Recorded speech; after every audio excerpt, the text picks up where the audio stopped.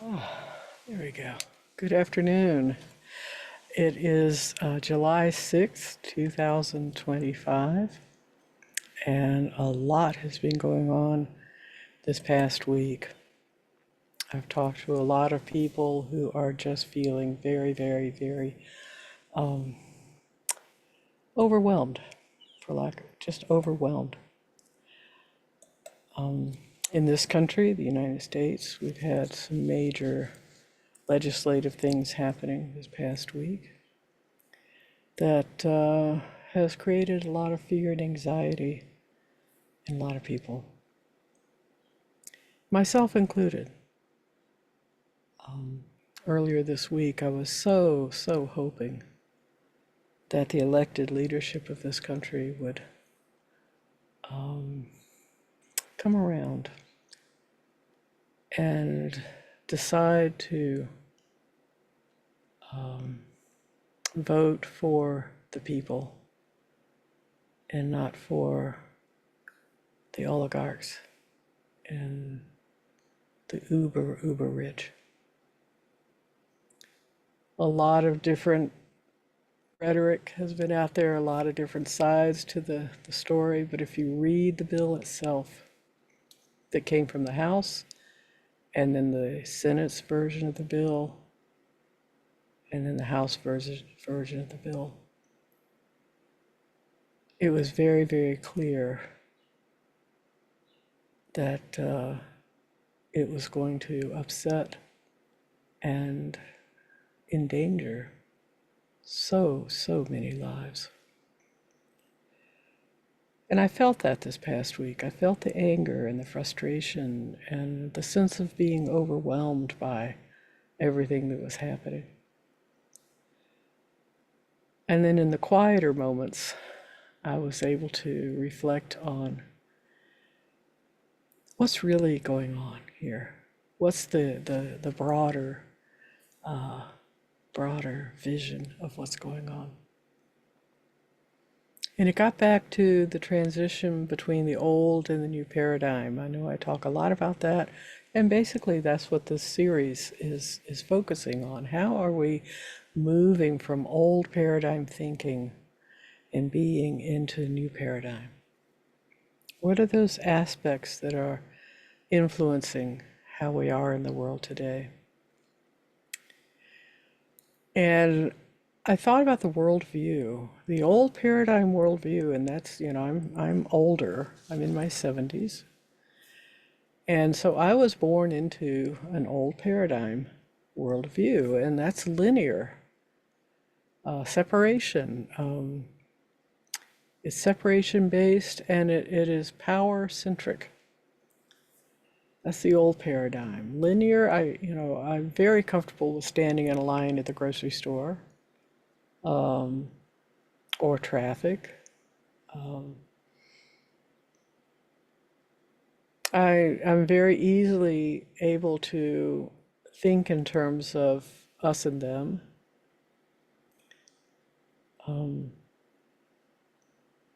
New paradigm is different. New paradigm is holistic. It's unity based and is collaborative. I have administered agencies, and I always say it's much easier just to do it myself than it is to collaborate with others and come to a mutual understanding of what needs to get done. I'm comfortable in that worldview. But I'm also feeling challenged by the new paradigm. The new paradigm is already in place. It's happening energetically in the planet. It's happening already.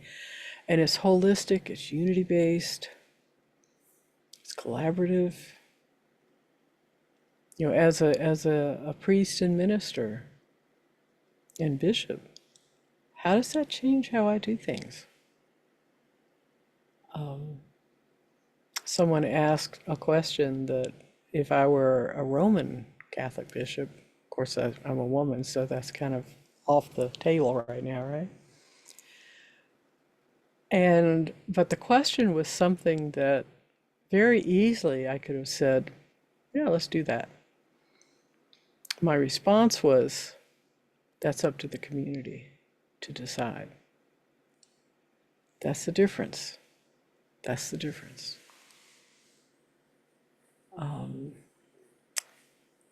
The old paradigm's relationship to, say, nature and others is hierarchical, is competitive,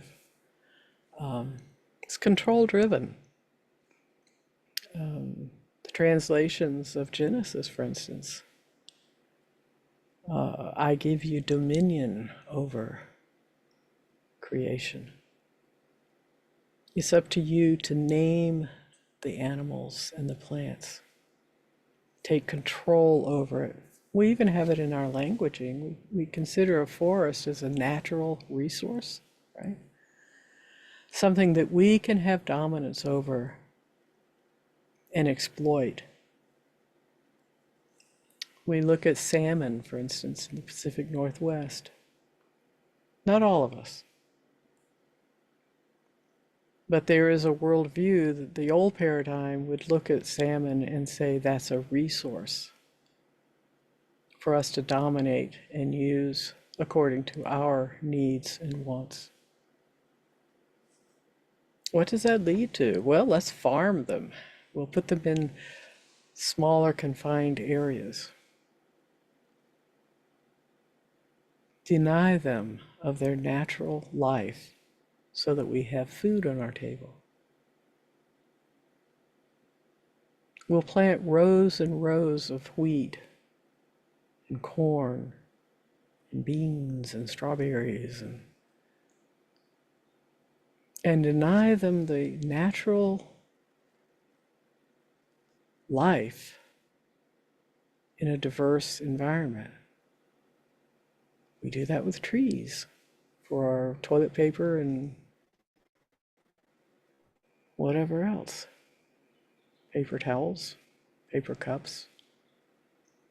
Let's plant rows and rows and rows of trees, denying them the diversity that is so necessary for their well-being, so that we can control the growth and the harvest.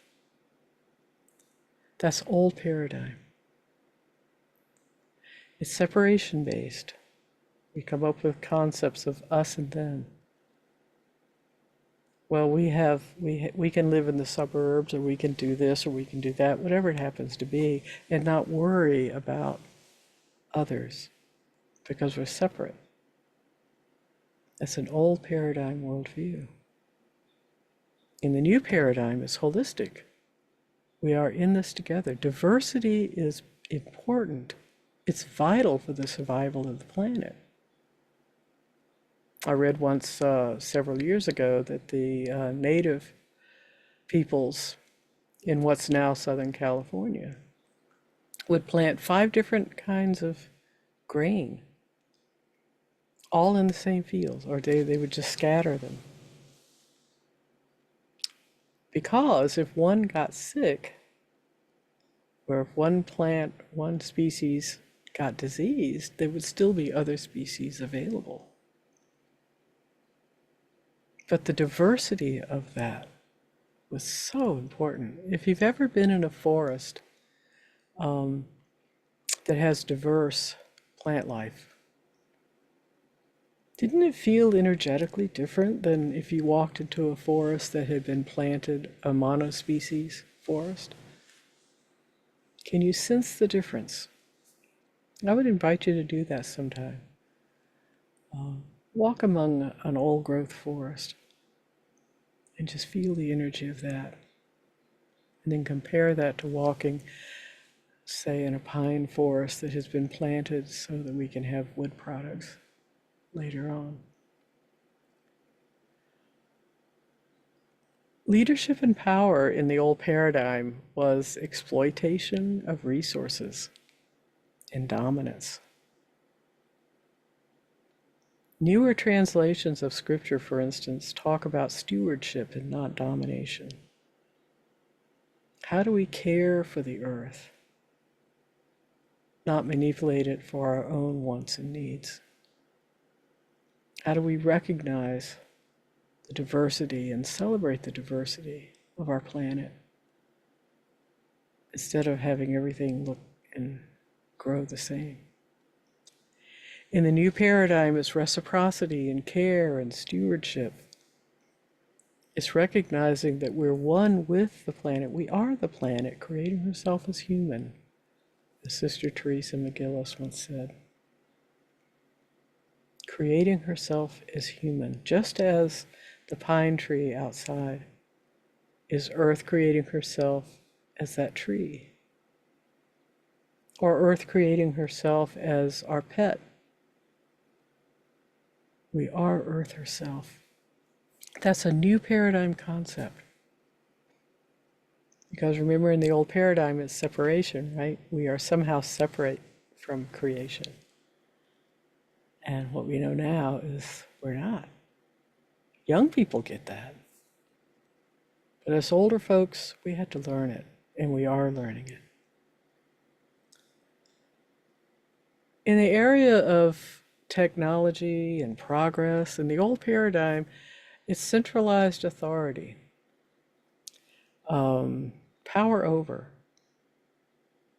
The whole concept of a CEO,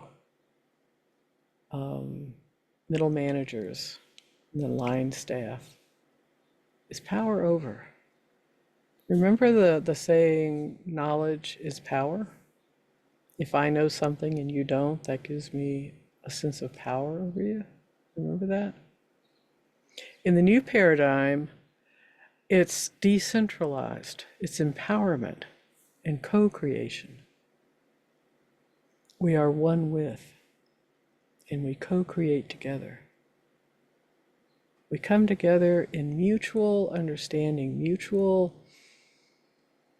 sense of, what would be a word? Personal power. No one is better than the other just because they're the CEO and we're not.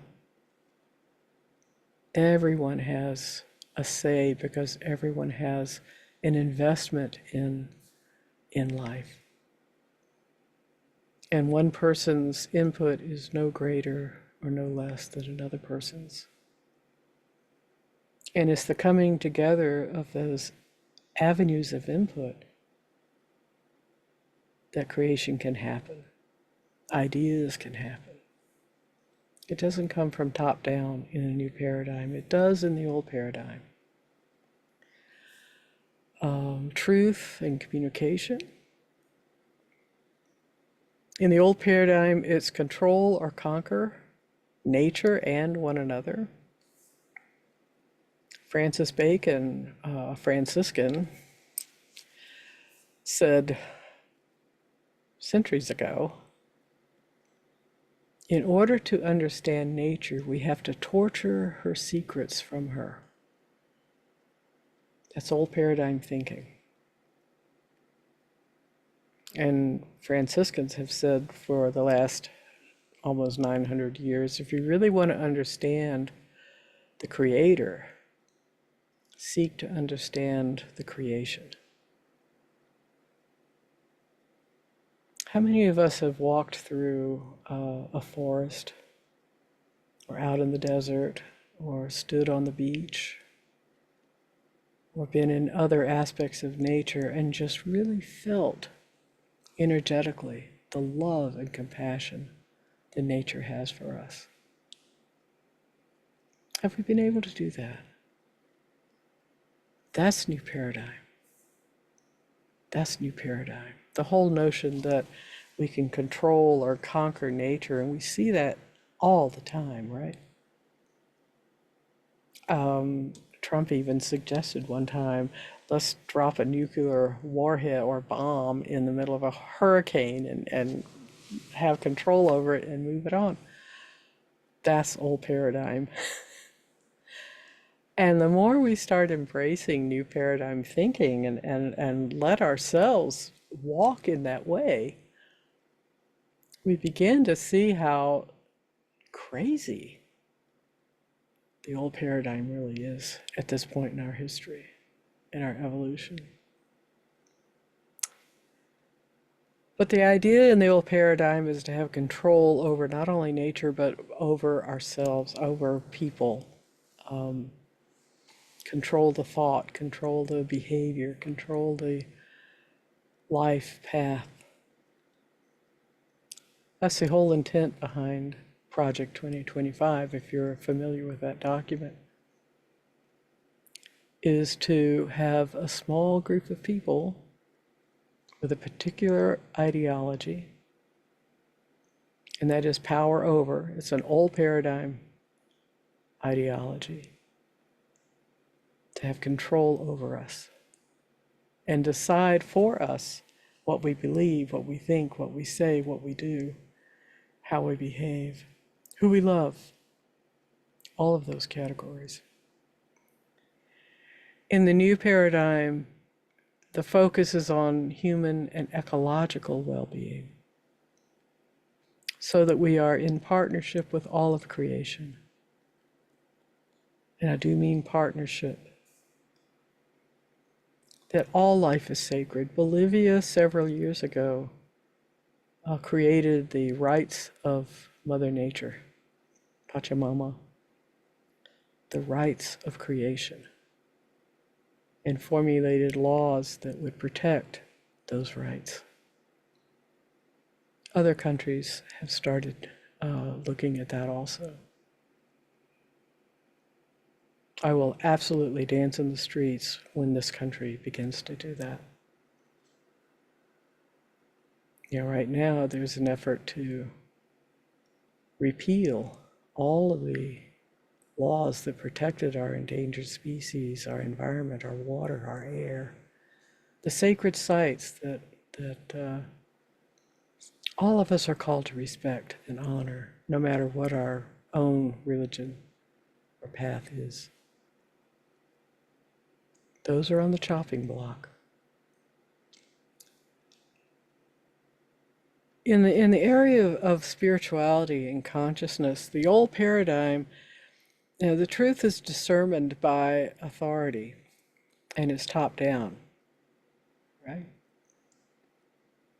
Well, we can't believe it because the bishops or the priests are telling us that that's heresy or whatever.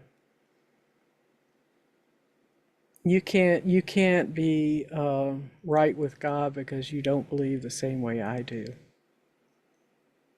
I'm right and you're wrong. That's old paradigm thinking. Because I have multiple degrees in a certain area of expertise, it's not dependent on physical reality like the sciences or whatever. But in the say the realm of philosophy or theology, old paradigm would say a PhD has more authority than someone that just is aware and listens to their own intuition and their own guidance. The old paradigm would say, well, you can't believe this way because the early church fathers decided that you can't do that. And so in order to consolidate power over, this is what you're supposed to believe, no matter how insane it might be, with the awareness and the knowledge we have today. In the new paradigm, it's shared, it's evolving, it's understanding, there's an openness. Your truth is just as important as my truth. And that's hard for old paradigm folks to swallow. We are seeing a level of chaos in our societies that we have not seen in a long time. And it's the chaos of movement from the old to the new paradigm. We're already in the new paradigm, but the resistance to that is phenomenal. And we see it all around us, don't we? Parents don't know what to do with their kids because, you know, kids are coming in with a whole new worldview, a very holistic worldview. And if they're really, really encouraged and supported in developing that, it's amazing what they're coming up with. But those of us who were born in the old paradigm, we were having to learn new paradigm ways of thinking. And there's a resistance to that. It's natural. There's always resistance to change, right? And that's what we're seeing right now in our politics, in our religious establishments, even in our healthcare systems and other societal systems. We're seeing that incredible resistance to change. But as the Borg used to say, resistance is futile because the new paradigm is already in play. And it's calling us, nudging us, imploring us to step into our own integrity and embrace the possibilities of what we can accomplish and be. If we can let go of that need for power and control, that need for exploitation, that need for being number one, that fear of losing our identity, my God, we've already lost that. The fear of embracing the truth of our past, our history in this country and globally. It's hard to face first the need to change, and then it's hard to face what do I have to let go of in order to change. And then what happens when I can't control or have power over or dominance over what's coming next? It's hard. That's hard stuff. And we're seeing that being played out right now. We're seeing greed explode on the global scale. Fear, anxiety, all of those lower, heavier density energies, right? But tell me, or you tell yourself really, what is that kernel of something new that's sprouting within us that we can't stop? It's sprouting within us. Is there an excitement about, what can that be? How can that be? Well, I would invite us to look at that kernel within us, that seed that has been planted by the movement of the new paradigm. The seed that is there growing within us. It's calling us into our own authenticity and awareness that when I move into my own authenticity, I begin to see and recognize the authenticity of the other. And it's not dependent upon economic status, it's not dependent upon education or theological or philosophical finesse, but it's a core element of the gift of who we are. That's the oneness within each of us that the Christ talked about. Remember the reading in John, God, make them one as we are one.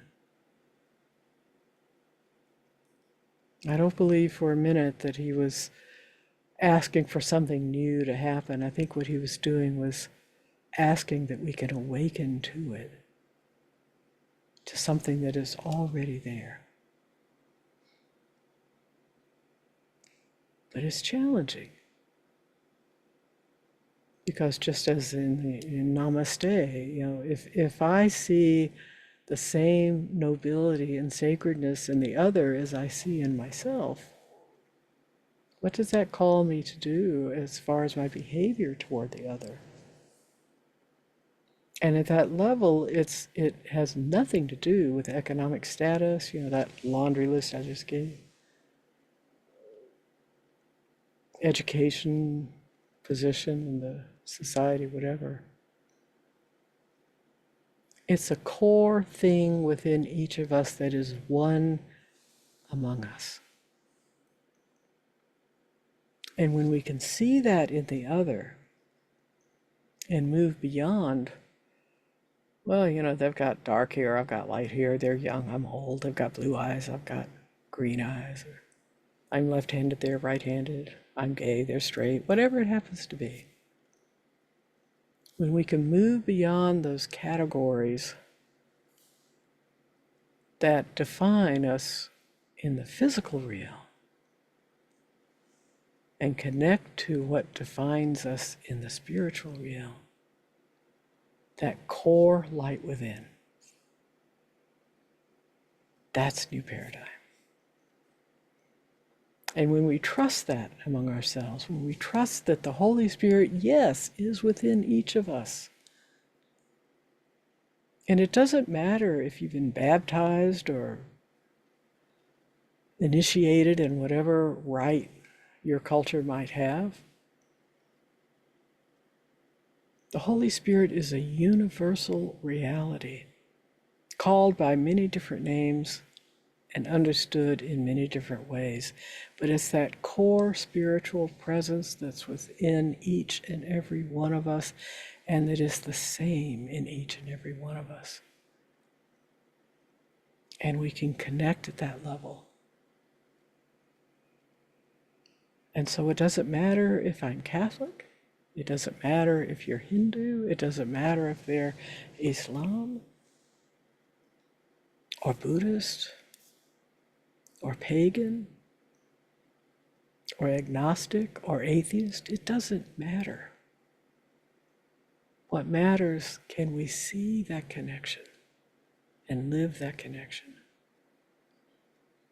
Because when we begin to do that, we are moving into ourselves, into a new paradigm that is already at play in the planet and in the universe. I don't know about you, but that just floats my boat. But just remember, in these coming days and weeks, the insanity that we're seeing in the world today, and the grabbing of power and the desire to dominate, even to the point of cruelty and meanness, it is part of that change. And I'm not saying to excuse the behavior, absolutely not. Call it out, hold it accountable, but from a place of understanding the broader thing going on. So that when we do respond instead of reacting, that response can come from a place of compassion and love. Because at the core point, there is nothing else. All the rest is just transitional chaos. So blessings to those who are struggling at this time, those of you who are fearful, anxious about whether or not your life will remain the same in this new administration that's out there right now. Call it out. Call it out. And honor the different ways that we're working for change. There are many of us who are in the streets, obviously, hundreds of thousands every day in this country are in the streets, resisting and letting it be known that what our administration wants to do and is doing, what Project 2025 has intended for us, we do not want. And also honor those who, I was talking with someone not too long ago, and she was saying how her body, her physical body, could not handle being actively present in the world in the same way that, you know, people in the streets are, or people that are writing Congress or showing up, put it that way. And she was saying that she shows up in a different way, in the way that she can handle. And that is just as important. So let's honor those. Let's not condemn people that are having to take a step back. Because if we ourselves are falling apart, we get worn out and overwhelmed far too easily. So honor those who are having to step aside for a little bit. Honor the ones that are sacrificing so much to be present. Honor the ones who are being abducted by people that we don't even know or can identify. Honor them. And also hold a place of compassion for the ones who are doing the abducting. They are also suffering at some level. I'm not saying excuse the behavior, absolutely not. Call it out, hold it accountable, intervene when you can, if you have the strength to do that. But do so from a place of understanding the broader picture. That we're moving into a new paradigm, we're moving into a different way of being. And that is hard work, as we know. So let's continue to do our own inner work and be present the way that we're called to be present, trusting that inner guidance that we each have.